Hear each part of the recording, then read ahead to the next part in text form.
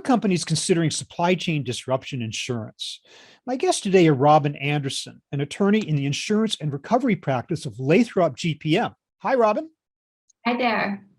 And Rick Bridges, Vice President and Account Executive for Supply Chain and Logistics with Lockton Companies. Hi, Rick. Hi, Robert.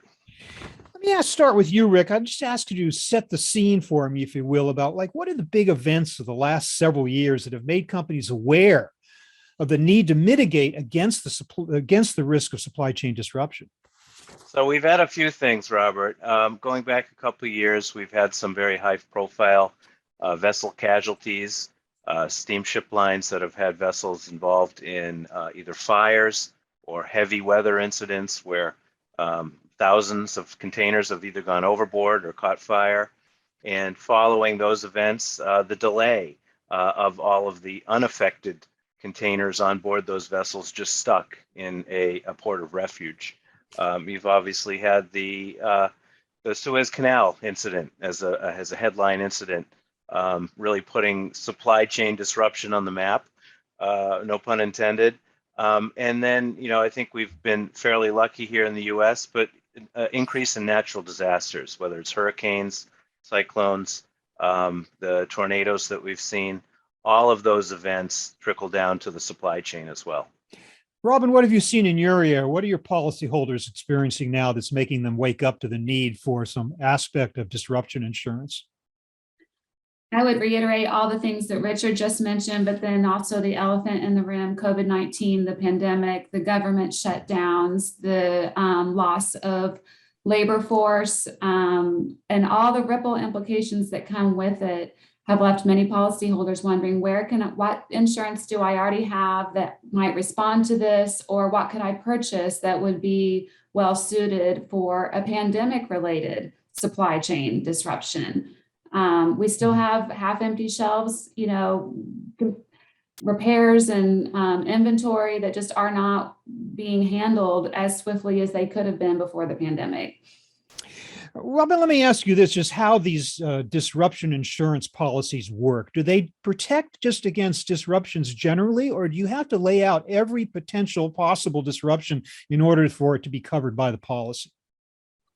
Well, it starts by asking what is the cause of the disruption, and then that will dictate which policy you're going to be looking at. A lot of my policyholders that I work with are using their standard issued property policy with a contingent business interruption component.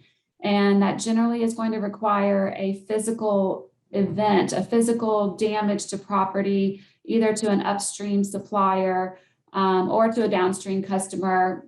Policy wording can vary, but the trick there is typically to have a physical damage to property or physical loss of property.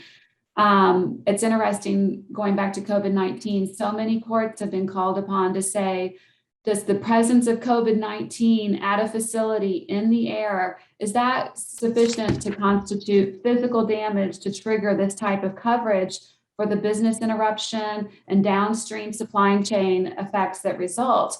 Many courts have said, no, we're not going to buy that argument. It's not physical damage. That's more along the lines of the fires, the hurricanes, tornadoes, those types of events occurring, not COVID-19 being present. There are some courts that say, well, we'll at least buy it and let it go to a jury. And so some of the litigation and fallout from that continues. But typically, many policyholders are sitting on policies that do require some sort of physical element to the claim. And then others may have specialized products that respond to other triggers. But by and large, the policyholders I see and work with are dealing with that physical component. Rick, from a supply chain perspective, I suspect that nobody had a policy a couple of years ago that protected specifically against a container ship blocking the Suez Canal. That's exactly the kind of example of something that comes out of nowhere. Would that be covered by a general supply chain disruption insurance policy, or would you just throw up your hands and say, sorry, you didn't mention that in the policy, so you're not protected?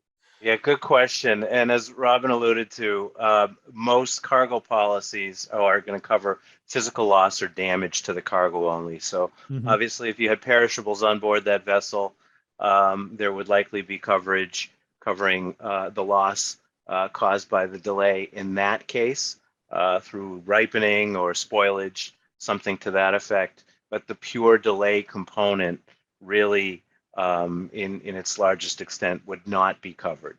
There Mhm. would certainly be some ancillary coverages that might respond, expediting costs and things like that.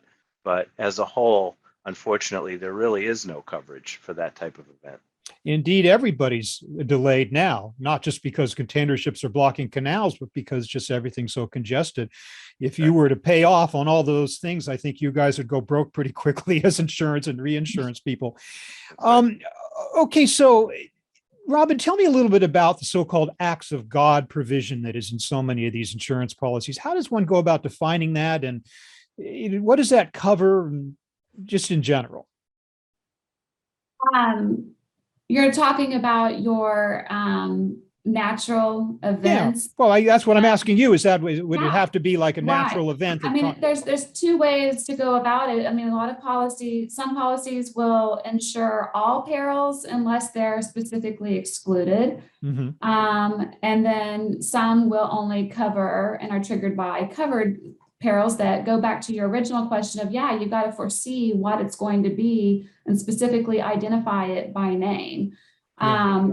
But from my view, the biggest problem is proving a physical component, and so many of these claims are delay disruptions that are consequential and more remote from the actual physical damage to property.